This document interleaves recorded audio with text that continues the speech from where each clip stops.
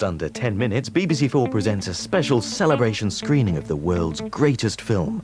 And before that, Stuart McConey counts down the top 10.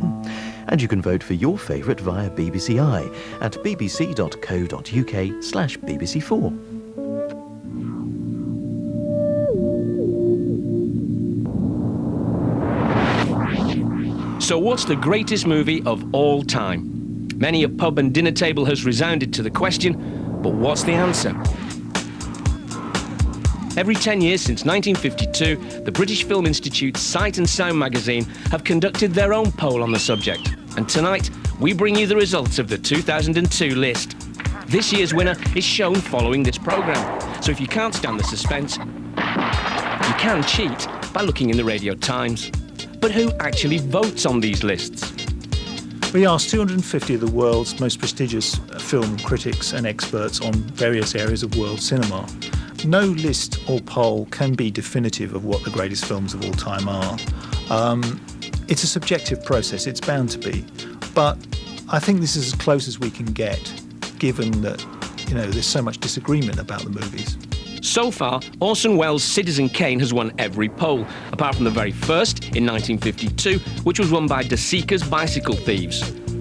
I really wouldn't be surprised this time if Citizen Kane relinquished the top spot, although I don't think it will ever disappear from the list of the best 10.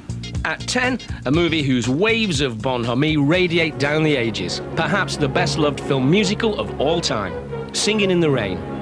Co-directed by Stanley Donen and Gene Kelly, it gently satirises the industry's sense of panic over the move from silent movies to talkies in the Hollywood of the late 1920s. Singing in the rain, just singing in the rain. What a glorious feeling, we're happy again. We'll walk down the lane with a happy refrain and singing, just singing in the rain. At number 9, well, almost, it's actually 8.5, by Fellini. Why 8.5? Well, with 6 solo films behind him and 3 collaborations, counting as a half each if you're roughing this out on a beer mat, this film was Fellini's 8.5 movie. It won the Best Foreign Language Film Oscar of 1963. From the director of Nosferatu, as they didn't say in a gravelly voice back then, F.W. Murnau's Sunrise, A Song of Two Humans, is number 7.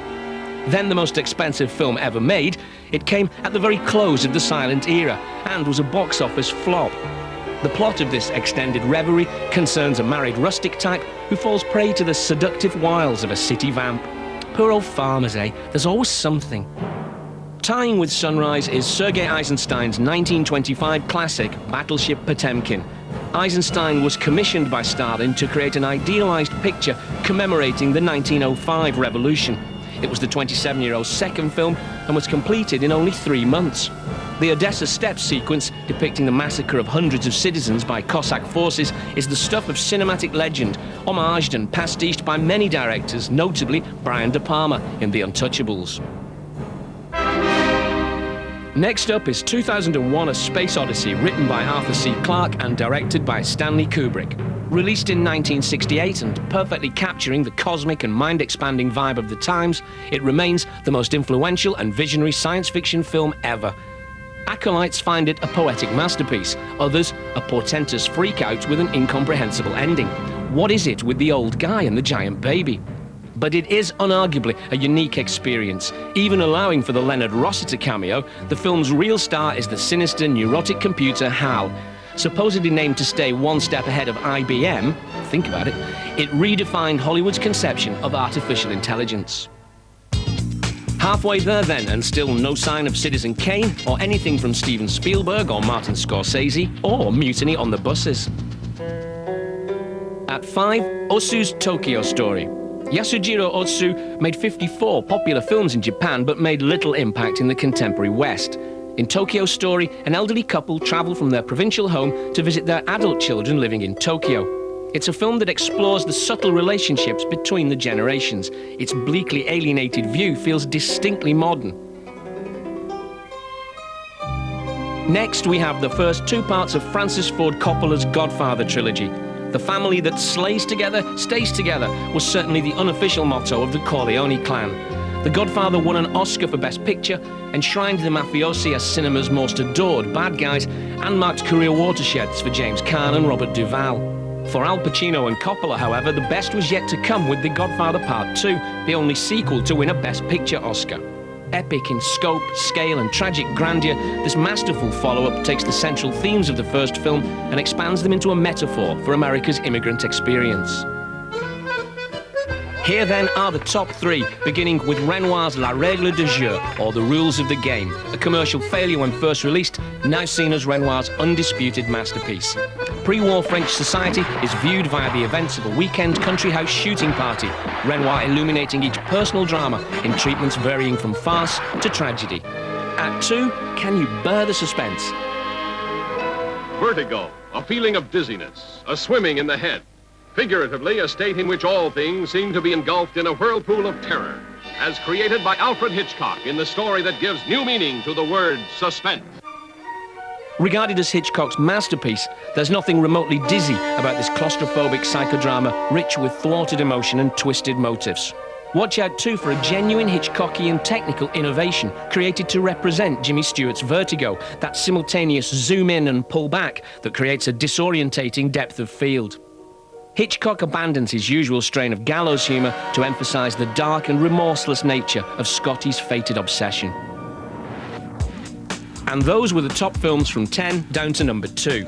If they'd asked me what my top 5 would be, I might have included Koyaanisqatsi, Gregory's Girl and Night of the Hunter, which is perhaps why they didn't ask me, though I too would have included the winner, of which more in a moment. But have there been generational changes in the list since the days of Clem Attlee and Born Vita?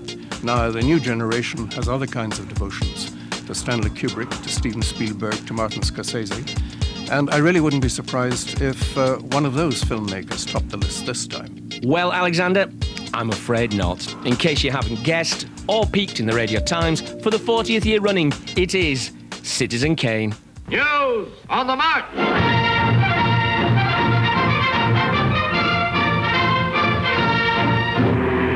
Wells, his creative team of Herman Mankiewicz, Greg Toland and Robert Wise, and the superb cast collectively set a benchmark for film production.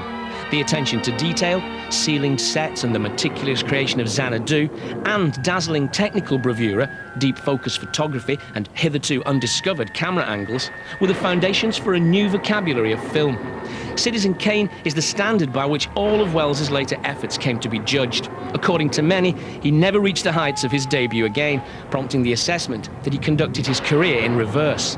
But does it still deserve to top the list? I think it's a bit of a lazy choice. I think it's a bit of an easy choice. I do genuinely think that Wells has performed better as an actor in other movies. It's a film which has had an unparalleled influence. That's why it keeps coming out at the top of polls. Because if you're a film critic and you talk to film directors, I mean, with astonishing regularity, people will say, even if they don't say it's my favourite film, they'll say, yeah, but, you know, I learnt everything I know from Citizen Kane. But by their very nature, such lists are always subjective, and you can't please everyone. I think there are other filmmakers who have made better movies, which are generally regarded to be, you know, works of genius, unassailable classics. Kurosawa, Fellini, maybe Tarkovsky. What's missing from this poll is any kind of real representation of what's been going on since the 1970s in Taiwan, in Iran, and also, you know, some of the great auteurs are not there, such as Scorsese doesn't seem to feature as much as he used to, and there's no representation of women directors, which is a pity. I think the greatest film ever made is The Exorcist, and Billy Friedkin will tell you that everything there is to know about cinema you can find in Citizen Kane. Stay tuned then for the greatest film ever made. That's if you don't prefer the magnificent Ambersons, of course.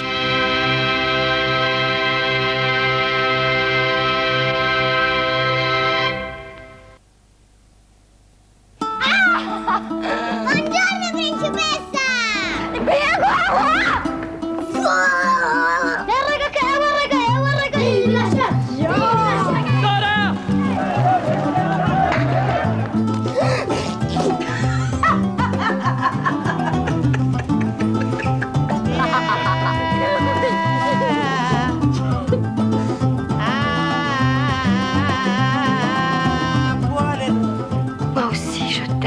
The language of film is international.